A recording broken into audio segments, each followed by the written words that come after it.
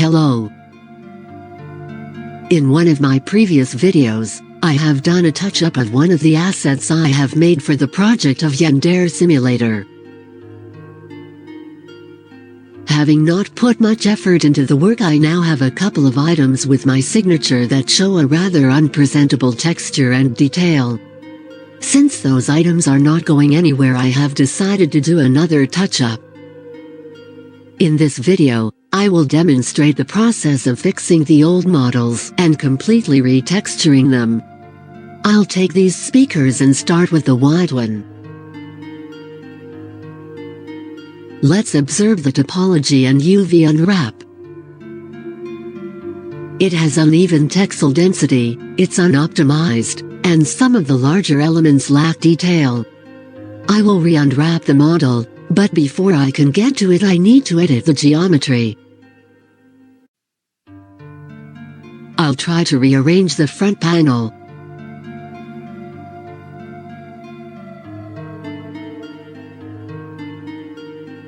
I'll just remove it completely and grow a new one out of the edges of the speaker rim. It's an attempt to remove the holes under the smaller speakers while keeping the big one.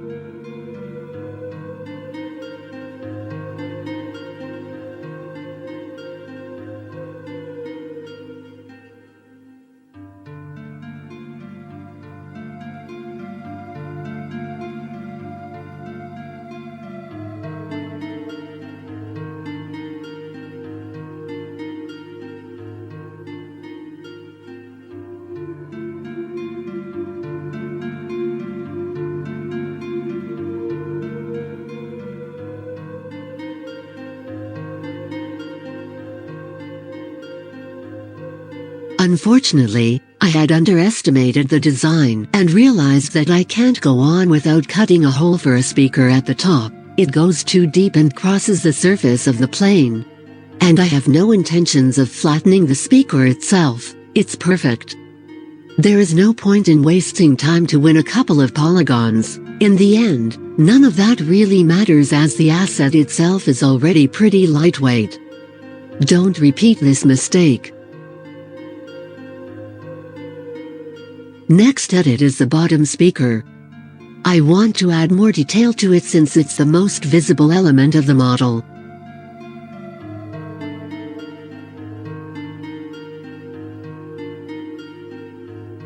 I detach the parts by cutting and pasting them back so that I can have different edge flow and density.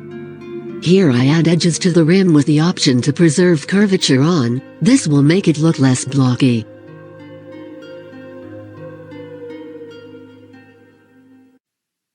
I'll perform the same procedure with the other two speakers, except I won't add edges to the curvature of the rims.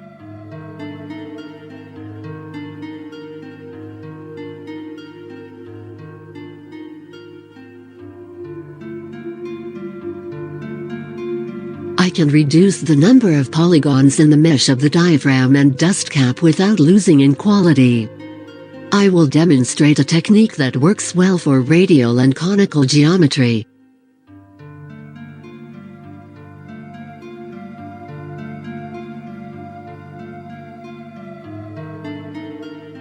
I'll select each second edge of the ring, and then collapse them. Collapsing will merge vertices on the ends of edges together. Smooth vertex normals will conceal rough geometry. If only we could conceal Alex's doughy chubby face just as good.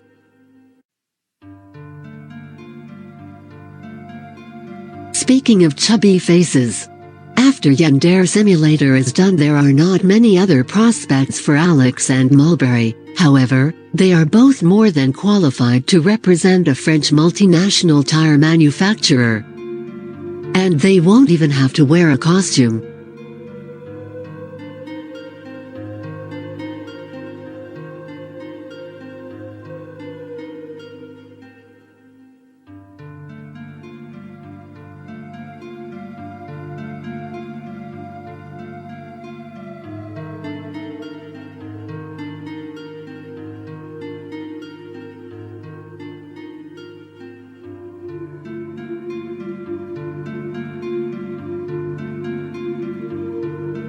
Now I will set up control edges for subdivision.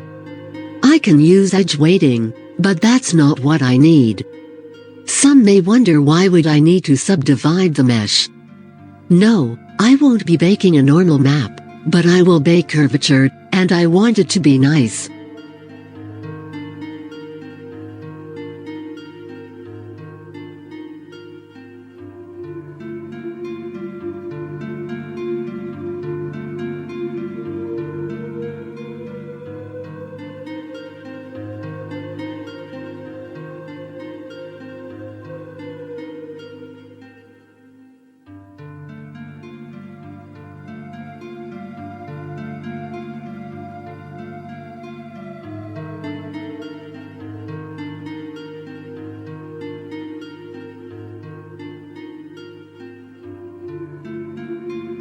Let's test the occlusion.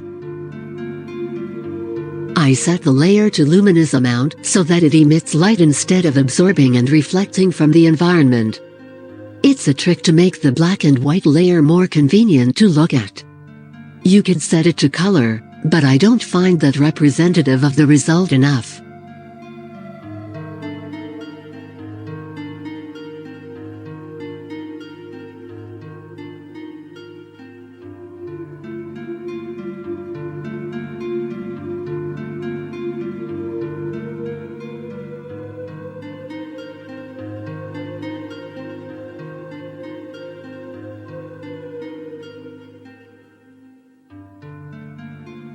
Next thing I will do is make a woven mesh.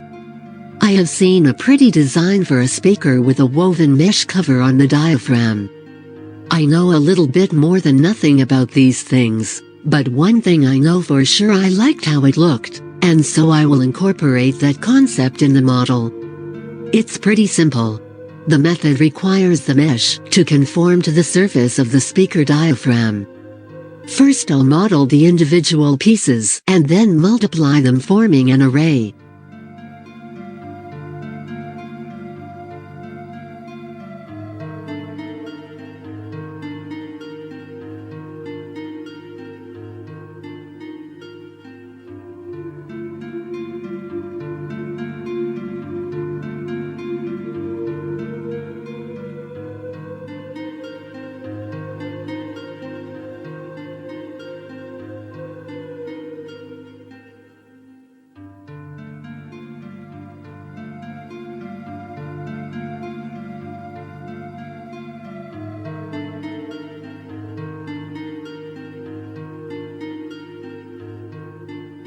I will be using UV transform operation. It will project UV coordinate in the workspace, sticking everything that comes onto it to the appropriate surface. I'll need to create a new UV channel with the speaker polygons projected from the frontal view.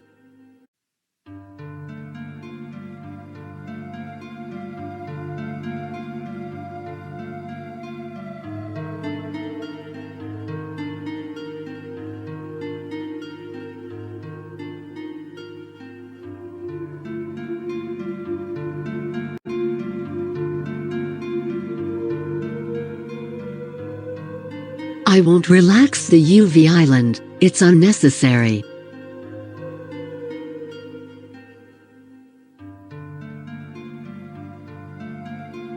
After applying UV transform, the result I get is very different from expected, but that's alright. Some tweaking of the conforming mesh with consideration of resulting deformation will do the job.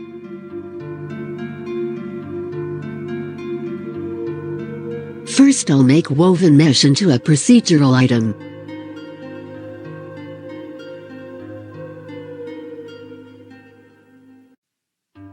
The first 4 intersections will serve as a prototype.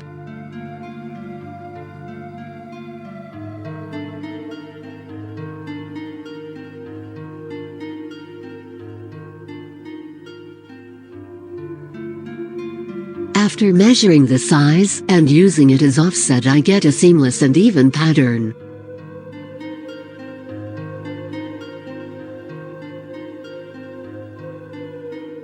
Then I can apply UV transform again. It would still have some jaggy parts, but I'll just cut them out with a simple Boolean operation.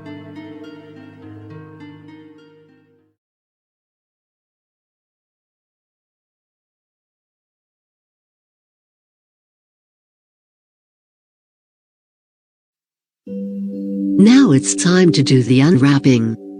As you can see, some parts of the model are deleted. They will be restored by mirroring the opposite parts. I have already laid down some of the UV islands aside. This is a very simple asset, so each piece needs nothing more than a projection from the view.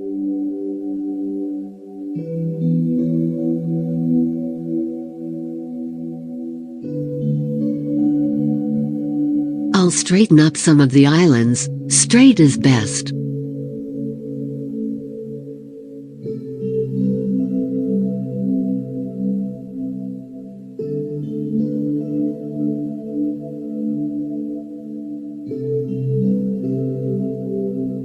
The frame of the speaker is concerning. It will require some more tweaking.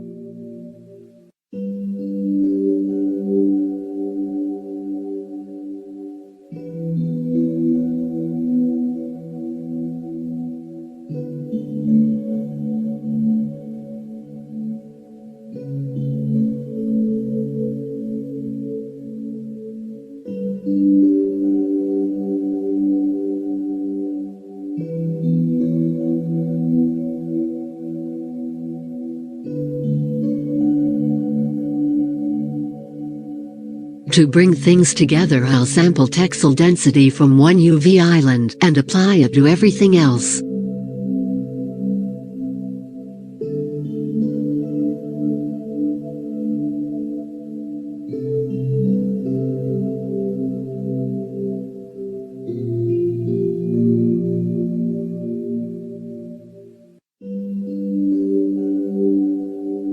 I can sew some of the UV islands together to make things more orderly.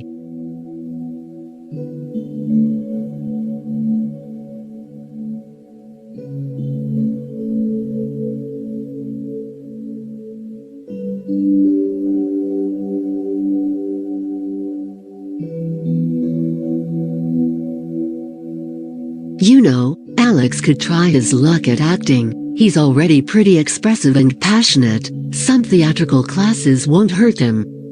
There is a market for exceptionally unattractive actors. The successful career of Benedict Cumberbatch is a prime example.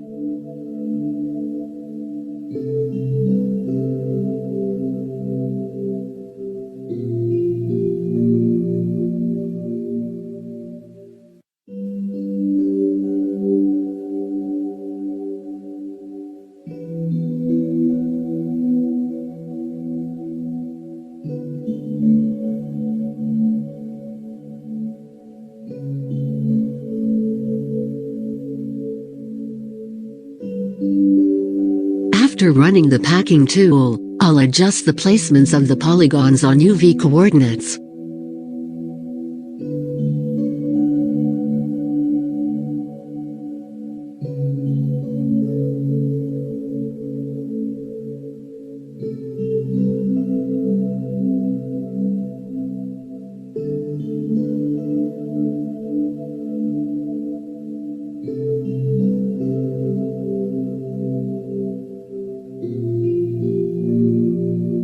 The circular UV islands here can be made into a straight ribbon. To do so, I need to break the connection at one of the edges, or as it may be called in other software, make a seam breaking the continuity of the circle.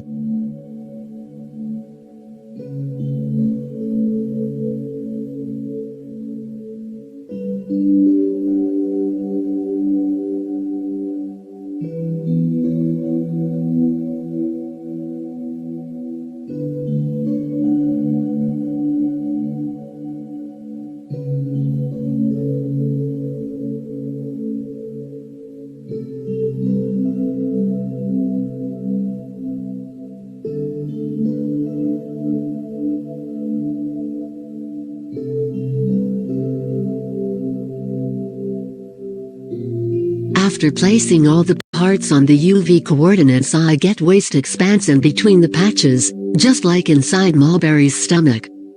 As long as textile density is consistent, unused space is not a problem. Now that I have unwrapped the model, I can mirror the sides to fill the missing parts.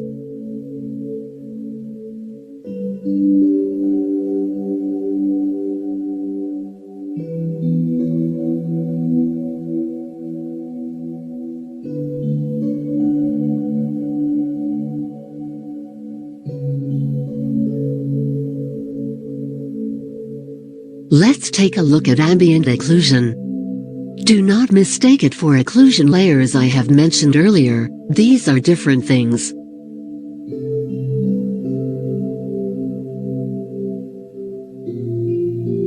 I'll add a weight map based on the concavity of the model. I'll use it as a mask to define concave curvature later. Seems like everything is in order. Let's run the first bake.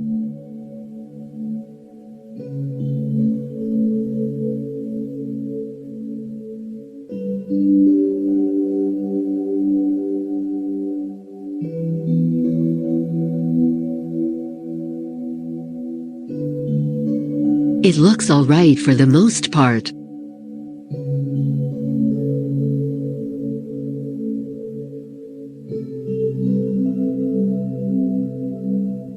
I don't like this uneven occlusion. Baking details of cylindrical objects is tricky. Sometimes artists don't bother with it, but it's manageable. I will apply subdivision to a low poly mesh so that it conforms to the curvature of the high poly mesh more accurately. I'll use edge weights to sharpen the corners.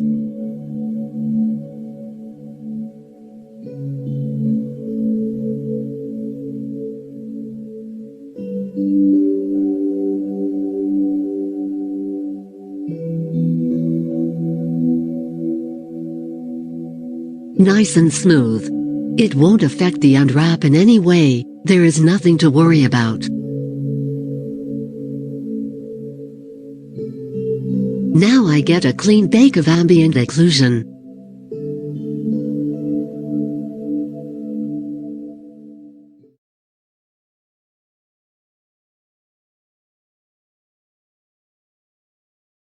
Time for my favorite part of the work, texturing.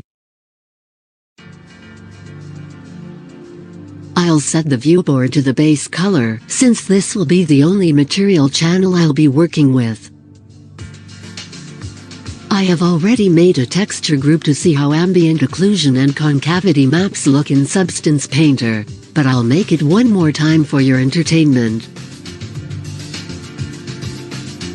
I'll just copy color fill layers from the group, since I can't be hassled again to open the browser and pick the colors from the concept illustration.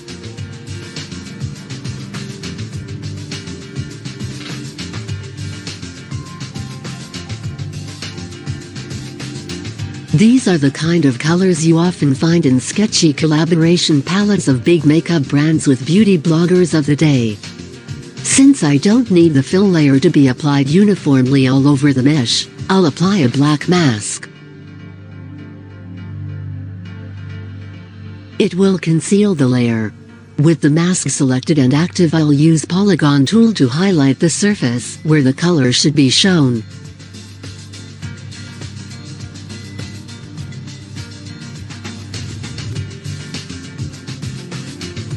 The UV viewport is interactive, and you can click on the UV islands instead.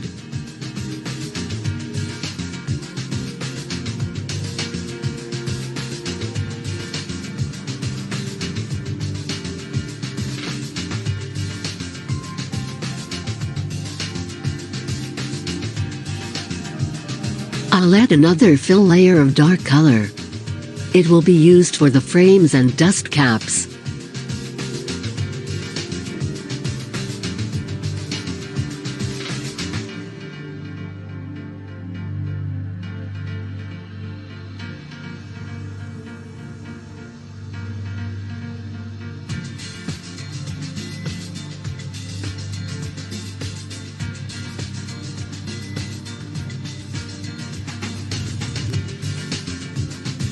You probably expect me to make another joke at the expense of the main artist of the Yandere simulator. Honestly, I'm getting tired of running gags around Mulberry. You could run marathons around her if you'd want.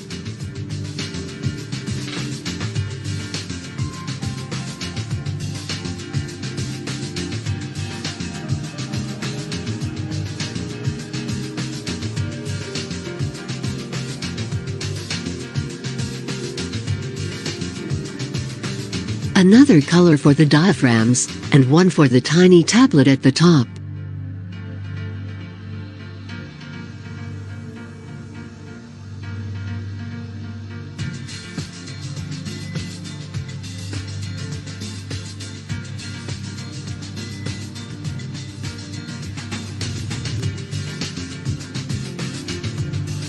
I group up some layers to have things in order.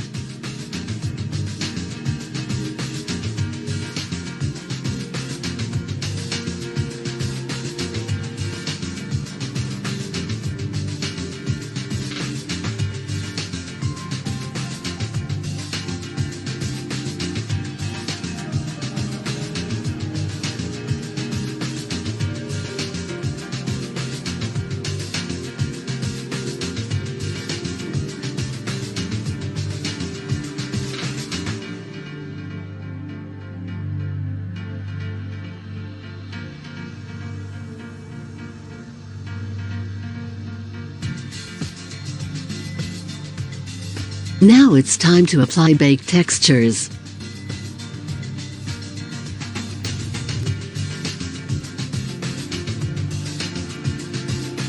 Ambient occlusion.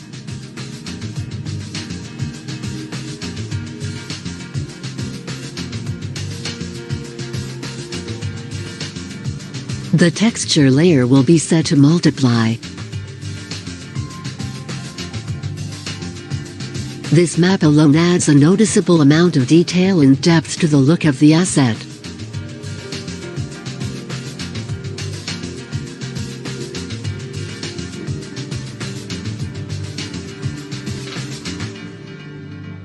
Next is concavity map.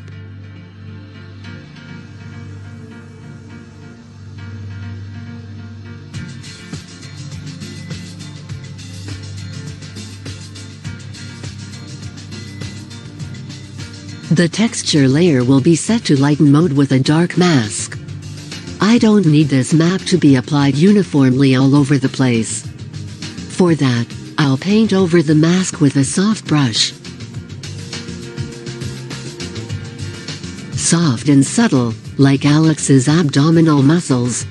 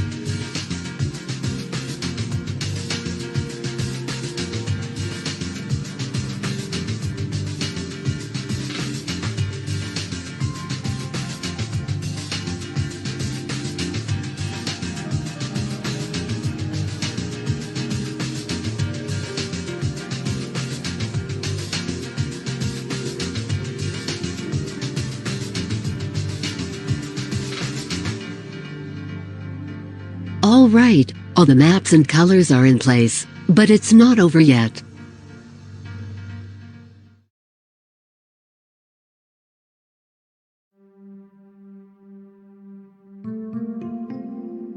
It's time to add detail and character to the model with some grunge and noise maps. It's a simple and quick method to make assets more alive, like they have some history to them.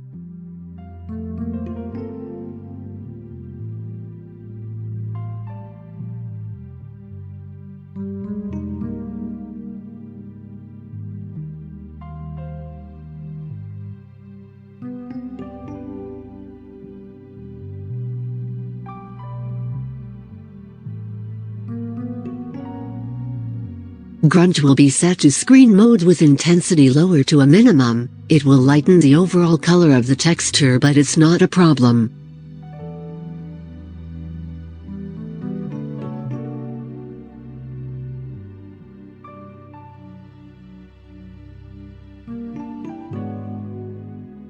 The noise will be in multiply mode. It will also compensate for the influence of the layer below. I use it to give the surface some roughness.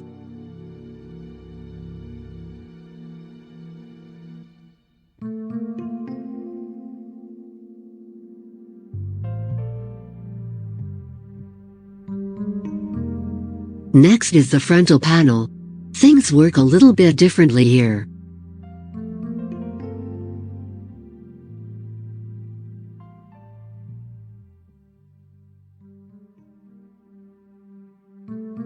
I tweak the noise layer until I get a more suitable intensity.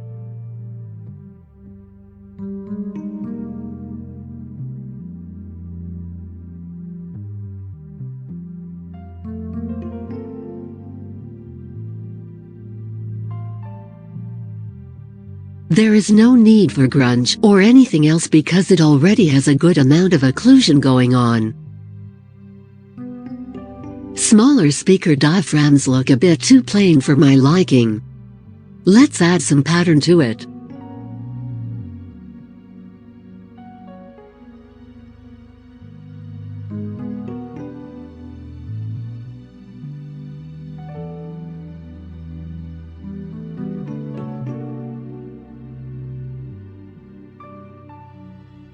Now that's more like it.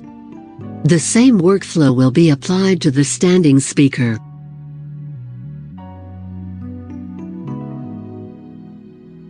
Old assets on the left, new assets on the right. The difference in quality is so big, I wonder how did Alex even accept such work in the first place? There is just one more thing left to be done.